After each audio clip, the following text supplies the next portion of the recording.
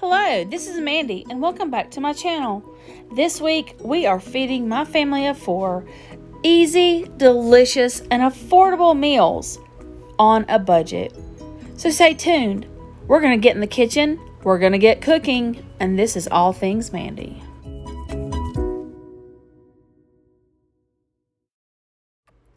So the first meal we're making this week is our burgers and potato salad.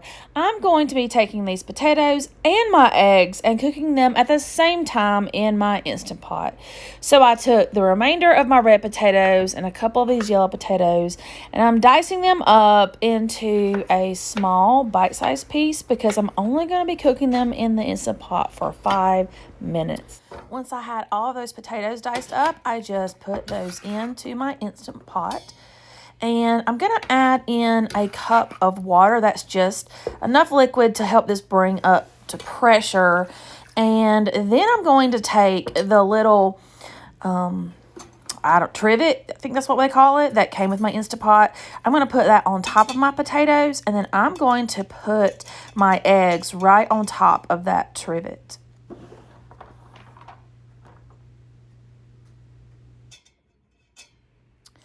I think I'm going to use about 5 eggs. You can use as many or as little as you like. Or if you don't want eggs in your potato salad, you don't have to do that at all. Then I just put the lid on my Instant Pot, make sure the knob is on sealing, and then I'm going to set the time to 5 minutes. I'm going to be making this like I do my hard-boiled eggs, which is a 5-5-5 method. So after the 5 minutes is up on the pressurized cooking, I let my Instant Pot do a natural release for an additional 5 minutes. Once that 5 minutes of natural release is done, I'm going to be removing my eggs and putting them into an ice bath for another 5 minutes. So that's the 5-5-5. If you are interested in Instant Pot, mine I got a great deal on Amazon. I'll leave that link below. If you're interested in checking on that. So here are my potatoes that I got out of the Instant Pot. My eggs are in their ice bath. I have this little bit of a yellow onion that I'm going to dice up and add to my potato salad. And then once I have got that onion in there, it should be about time to get those eggs peeled.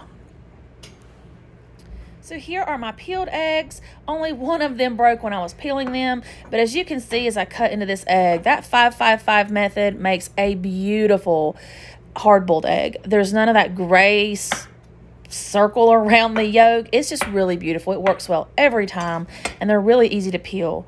So I added all of my chopped eggs to the potato salad, and now we're going to get ready to dress the salad. I'm going to start with seasoning it with some kosher salt. I do a couple pinches of that, and then I'm going to add in some black pepper. The next thing that I add to my potato salad is a few scoops of dill relish. I have had potato salad with the sweet relish before. I prefer dill.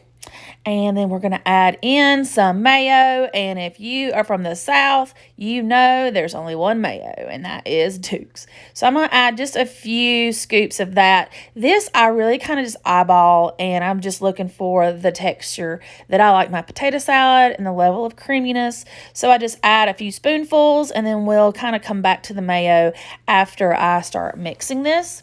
And then I add in just some yellow mustard, and I just do a little dollop of that, and then we'll get to stirring and tasting.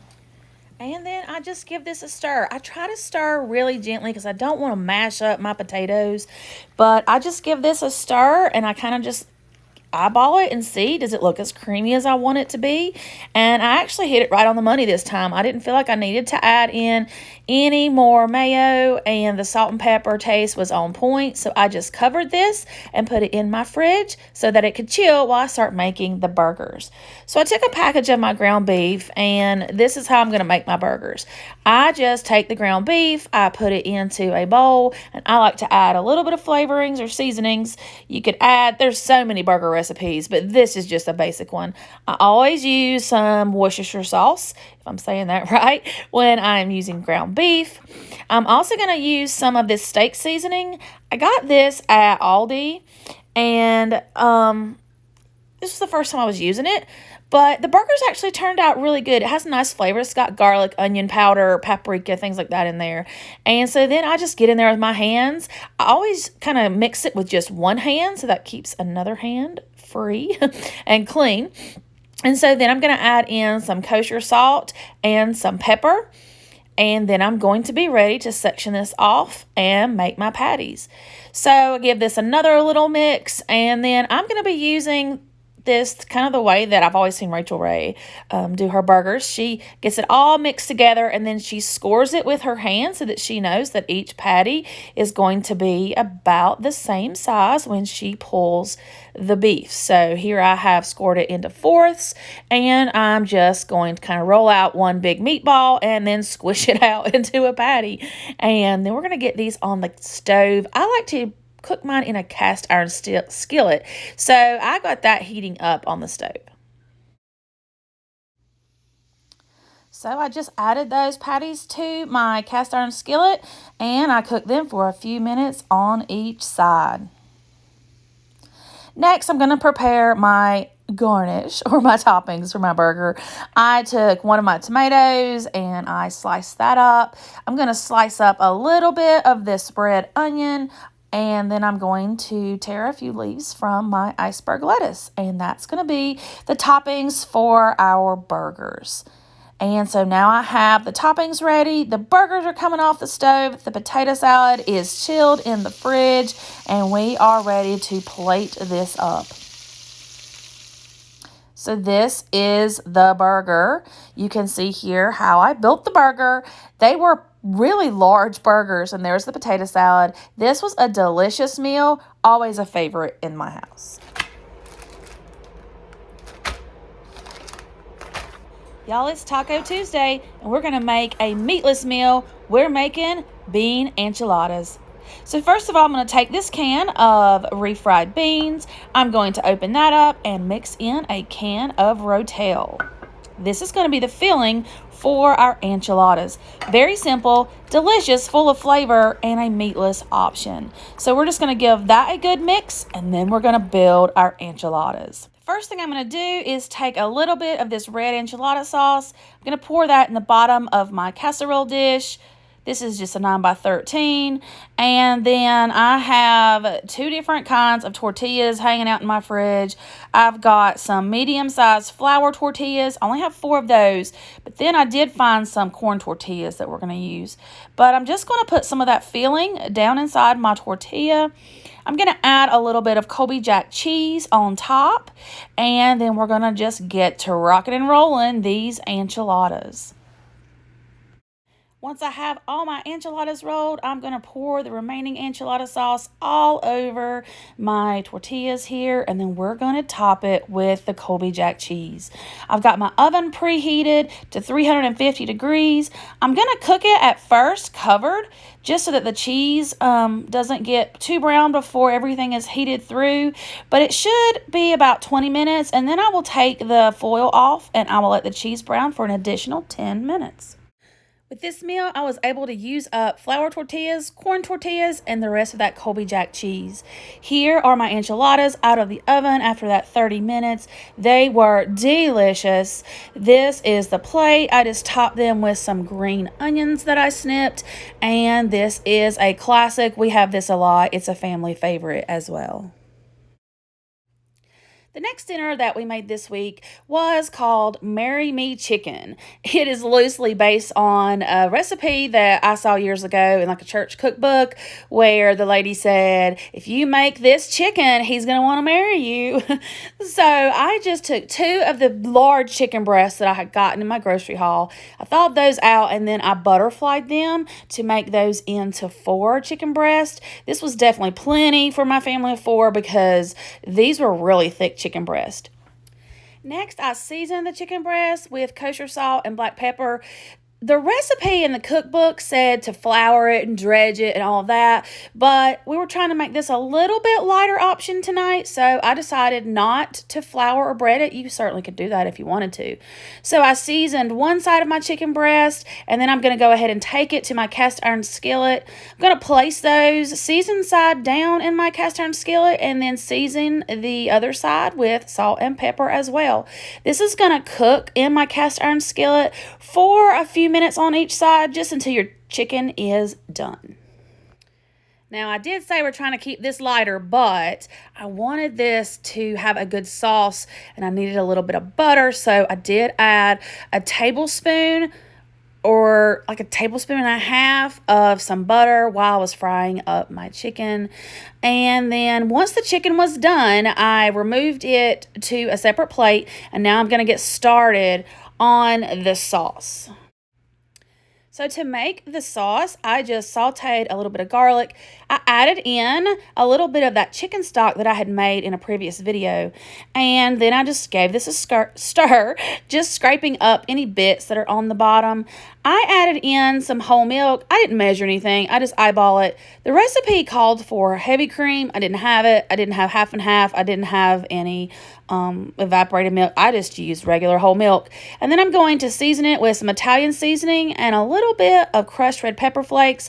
This is going to come to a boil, and then I'm going to cut the temperature back. I'm just going to let this hang out for a little bit, and I'm going to add in some cheese.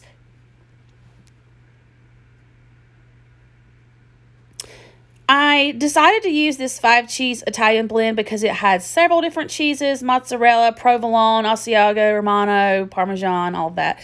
And so instead of buying all these separate cheeses, you could just use Parmesan if you like, but I added in the cheese, and you can see this is just thickening up. I'm going to let this simmer for just a little bit longer, and then we're going to add our chicken back in and let the chicken simmer in that sauce. This sauce was so delicious, and I was really pleased with how this turned out. I did add in some sun-dried tomatoes. I've never worked with sun-dried tomatoes before, but I think I should have cut them in smaller pieces, but I didn't know, so I just put some into the chicken dish, and this was our plate. I just served this with a simple side salad. This would have been great over some noodles or rice with all of that sauce, but it was really delicious. And this last night of the week is my mama's meatloaf. And I'm just making this with no recipe, just what I remember seeing my mama make. I've got out my vegetable dicer, and I'm just going to use this red onion, what I have left. Normally, I would use a yellow or Vidalia onion, but this is what I had, so this is what I used. So I'm dicing up this onion, and I'm going to get it ready for my meatloaf. Now I've got all that onion diced up. I'm going to take it's a little more than a pound, not quite a pound and a half of ground beef. I'm going to add that to my bowl. And then I am going to start adding in my ingredients. I have 2 eggs, so I'm going to crack these 2 eggs and add that to my ground beef. And then I'm going to be adding in the onion and some seasonings. After adding in the onion that I wanted to, I've got a bunch of leftover already diced onions, so I'll have that in the fridge for something later in the week. So now I'm going to add in some ketchup. I don't really measure this. I kind of just eyeball it. I just remember how my mom made it when I watched her when I was young. So I think that's about a 1/2 cup. And then I'm going to add in some yellow mustard. This is probably about 1/4 of a cup. You just use what you think that you need. That's what I do. I just kind of go on flavor. And then I'm going to add in some salt and some pepper. Once I have my meat mixture all seasoned up, I'm going to take some oatmeal, dried oats, and put that into the mixture. This is how my mom did it. You can do this with breadcrumbs. You can do this with stuffing mix. There's lots of ways. Crackers, but my mom always did it with oatmeal, and so that's what I'm going to do. So I'm going to take my hands now, and I'm just going to mix all of this up. And I just kind of feel for the consistency that I like. I don't want my meatloaf to be too wet, but I don't want it to be too dry. So I just kind of feel as I'm mixing this up, if I feel like I need more wet mixture, I will add some more ketchup. If I feel like I need something to dry it out a little bit, I will add more oatmeal. Now that I have this mixture, the consistency that I like, I'm going to put it into a glass dish and form it into a loaf. Now, some people like to actually put their meatloafs in a loaf pan. I like to put it into a pan that's a little bit bigger than a loaf pan because there's going to be a lot of grease that comes out of the meatloaf. And I tend to find if it's really in a smaller container, that grease is going to just combine back into that meat and it's going to make it mushy. So I want it to have some area to kind of come out, and so that's why I put it in this dish. Once I have my meatloaf formed, I just top mine with just some ketchup. There are recipes where you can add brown sugar, barbecue sauce, all of the things. I just use ketchup because that's how I remember my mama doing it. And there's a lot of sugar just in ketchup. So I have my oven preheated to 400 degrees. I'm going to put this meatloaf in the oven for 45 minutes. And here is my meatloaf out of the oven. It's been 45 minutes. I did put it on broil for 5 minutes just to kind of brown up that top there. And this is my meatloaf. So I'm letting that rest. I did cook up some frozen green beans and some frozen cream corn. And this is going to be our meal tonight. And so this is our plate, all plated up. This was delicious. The family loved it. My daughter especially loved the cream corn, and my mama's meatloaf is always a winner. And so that was our meals this week. They were yummy, delicious, and affordable. So I'll see you next time. Bye.